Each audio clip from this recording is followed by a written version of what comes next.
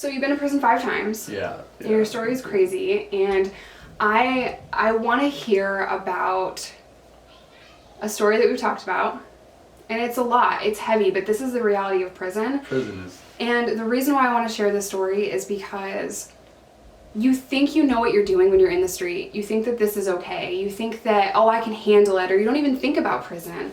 But you are one mistake away from spending the rest of your life in prison. You're one mistake away from even going to prison, you know? And I think that we were so reckless and careless with our decisions. You know, we would do the craziest things at the drop of a hat. A lot of that is because of our addiction, but just the way that we grew up, we didn't think long term. In the moment. Yeah, it was always like day to day. So instant gratification. And that's the hardest thing when you're trying to tell young people, these mistakes that you're making, these choices, your circle, you have to be careful.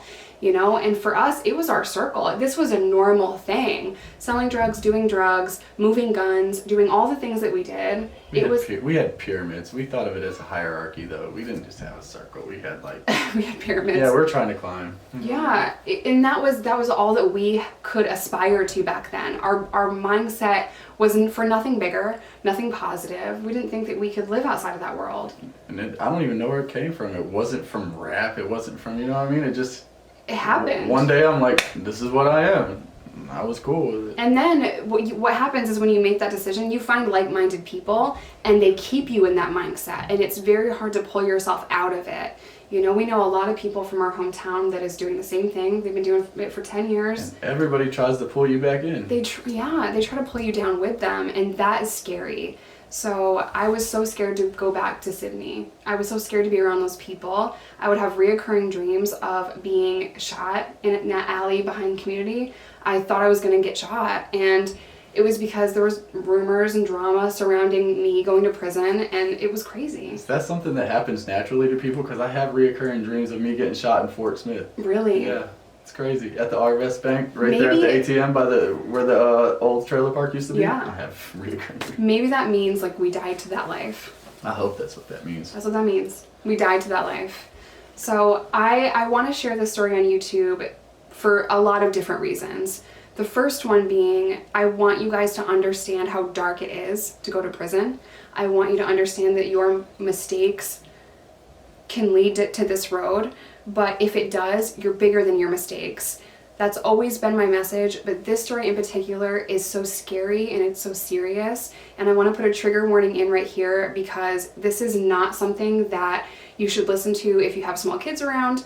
And if you don't want to talk about sexual abuse, please click off of this video and I will see you in the next one. But this is the reality of prison. Every time I'm about to get out of prison, which this is 5 times now, as I'm getting towards the end, it's like I start messing up more. It's almost like I'm kind of scared of getting out, and I just start acting out. Yeah. But when I was in Brickies, which was my first time down, I'd go to the hole every once in a while for getting in fights and stuff. Well, there was this one dude, and he was a real little dude, and I mean, people were always picking on him, and it wasn't just picking on him. No, they would turn him out. You know what I mean? Like, and he would just take it, and then he'd go to the hole and he'd get out. Because when you get turned out, if you don't tell it, you're going to the hole too. If you tell it, you're going to the hole too. So it's really, they got this Prison Rape Elimination Act, but it's not helping anybody in there. But, so I'm witnessing this. I was in the barracks with them twice when it happened. Like, and they would just, oh man. So I want to just pause here. What would have happened if you tried to step in? I don't know, because it's gang members. I wasn't part of nothing, you know what I mean? I was just me by myself. So if I would have stepped in, the whole group of them, which I'm not going to put no names on them, because... Can't do that. You know what I'm saying? But the whole group of them would have turned on me. And literally, that's what my first prison fight was about, because they thought I was in their business when I wasn't. Yeah. So I already knew not to try to help. And dude was just... In prison, it's like, if you're not strong and they see you as weak, they're going to continue to prey on that weakness. Yeah. So this dude is continuously getting turned out. And I just so happened to go to the hole, which we was in ISO 1. And I was all the way up on the 3rd tier. And they brought this dude in there. And I don't know what started it. It was like 5 days into it, dude starts talking to me. And I start talking back to him. And I realized dude was really smart. And he's about to get out of prison. And he's telling me how he didn't have to take this stuff. You know what I mean? Like, he didn't have to take it. He like registered with his hands. Dude was like 3rd-degree black belt in Taekwondo, and he still, because he was afraid of what was going to happen. So me being me back then, I was still in my addiction, still getting high. I'm like, bullshit. If you know how to do all that, why are you taking it? I said, I mean, you should go out there and do something about it. What does it mean to be turned out? Turnout is... in the most PG way that you can possibly say it. It's rape. You know, he's getting raped. Like, it wasn't no willing. Dude's not a homosexual.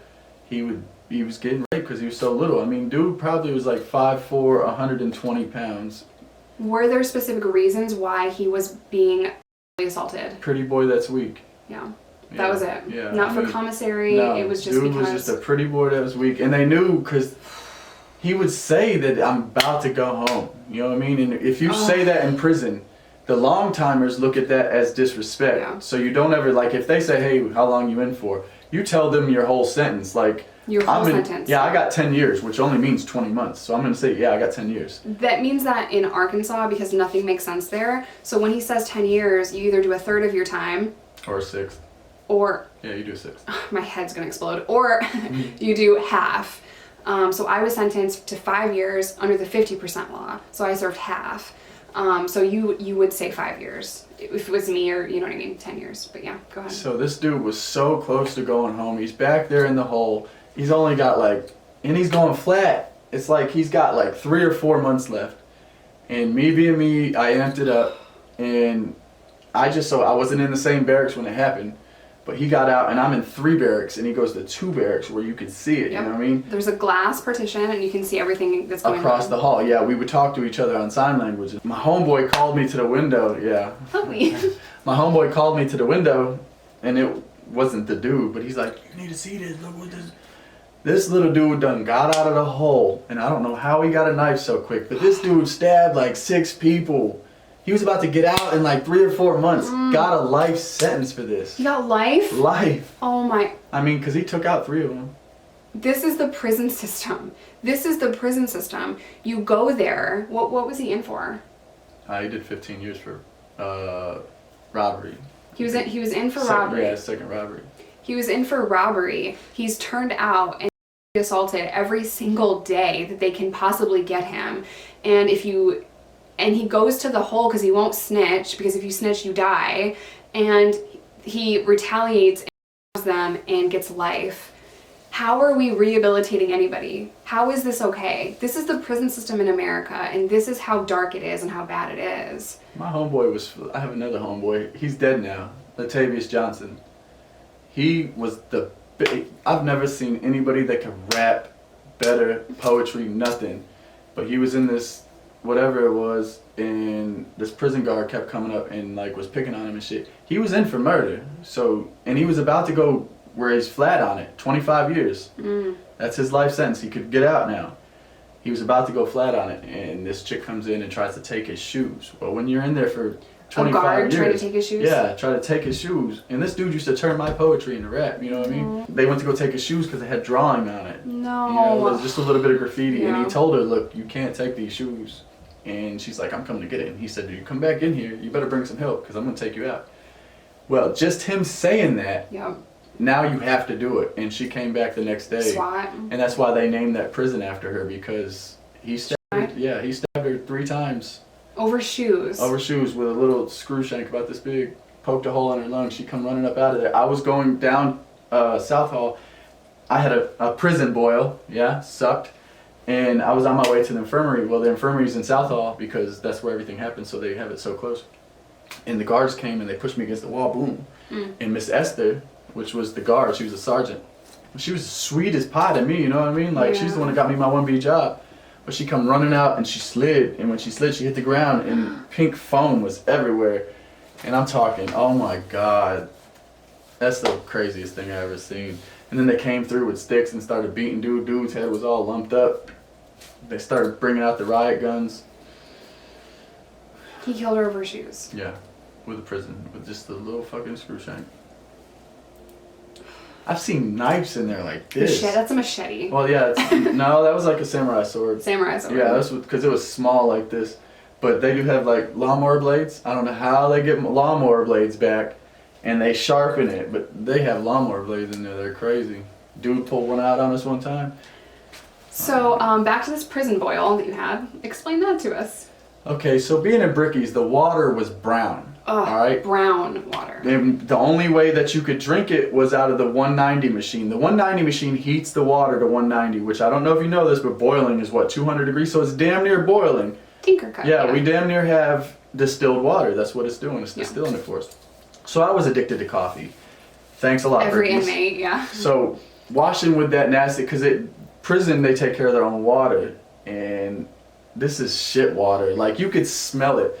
Even when they got the brown color up out of it, it left like a film over your skin. Yeah. Which I don't know. I had less acne because of it.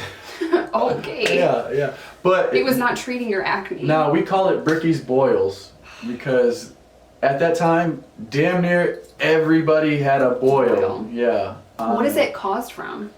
It's just an infection. Yeah. Yeah. It's just like mine started as a little pimple that itched, and I didn't even know it was there, and I just scratched it. And then the next day it was this big. Oh. I said, what is this? I scratched it and took a shower. That's what it was, and got all that bacteria in it and got an infection. Prisons don't even give you clean water, you guys. It's not even clean water.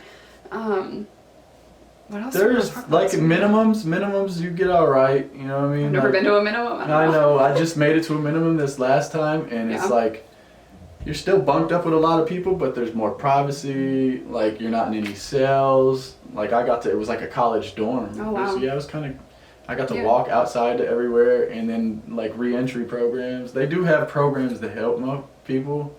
So you have actually been in work release twice. Work release and reentry, two different things. Two different things. Okay, so let's talk about work release first. Work release, you're still in prison. You change out of your prison clothes every day into free world clothes. Go to work, come back, and change back into your prison clothes and go back to a cell. Yeah. Reentry, you throw away all your prison stuff. They don't want you to think you're in prison. They don't want that prison mentality. They put an ankle monitor on you, and they still call you an inmate. That's funny. I mean, isn't that condescending? But anyway. It's fine. But after you're there for so many days and you did 21 meetings like every week or something, I don't know, I barely did them. I'm not a program person. You have a job. Yeah, but they give you a job, or they make you find your job. Work release gives you a job. Yeah. Reentry, you have to put forth effort. Like, I had to put forth effort and get my ID. They make you do everything. I had to find my own house. They're teaching you life skills. Yeah. So work release, I made a video titled Prison Labor. I'm going to leave that on the card up here or over here. It's going to be somewhere. And basically, prison labor is different. You don't leave the campus. You don't leave the compound on prison labor, and you get 23 cents an hour. Different states get different pay. Different states get different pay, but like $1 an hour or whatever. Depends on your job. Depends on your job, and inmates want that. They want to work. They want to make a little bit of money, but work release is a completely different program that I am all for. You're a real worker. You get real pay. You pay rent. Not only, gets that. Not only does work release pay you a fair wage, but then you're able to pay rent, which helps the prison as well. So two different things. I just wanted to clarify. Cash cow. That's what it is. Cash cow? Yeah, because there's 100 inmates working at all times at every work release. They can't go below that, and each one's paying $500 a month. Yeah. So it is reinvested back into the prison. Yeah. So, which no inmate wants to do, but it is good for the facility. That's so crazy. How much is... Yeah. So, reentry program, different thing also, and all that's different. That's what you did the last time. Yes, that's the one. It's more of a rehab, which it's better if the staff is good. I can see how that could really help somebody. Yeah. Because when they push you out of prison, you're like, what do I do? Where do I go? I mean, I almost messed up at reentry within my first 5 days there because my father died. You know what I mean? So I was going through some tough times, but there was a counselor there that. She said some real stuff, you know what I mean, and it pulled me back up out of it. Well, I'm so proud of you, and you're doing so good. I just can't wait to see where life takes you, and I'm beyond proud of you. Appreciate it. I'm trying though. I know you're trying. I always try to end my interviews with people. It's been a while, Corona. But I always try to end my videos with something encouraging. So what would you say to that kid that's running around in the street selling drugs, thinking they're cool, thinking that lifestyle is thug or gangster? What would you say to him? There's a better way. Like, it might be more of a struggle as a kid to do the right thing, but it's less of a struggle when you're older if you just put in that work early. Right now I'm putting in work and it's hard, you know what I mean? I'm not used to it. Might as well get used to it as a kid, grow up doing it. Yeah, life is so much better on this side. On this side of addiction, life is so much more simple and just easy, you know, and I'm so grateful to be sober. I'm so grateful to see my friends come through the other side and be a part of that. You know, it means everything to see you successful and with a good girl and doing everything you can to stay out of prison. Did you ever think that I was gonna find a good girl? No. No, but I love her and I'm so happy for you guys. So we're gonna end today's video here. I love you guys. Stay safe, stay sober. Do not go to prison 5 times and break the law. Yeah, don't do that. Don't do that. And I will see you in my next one.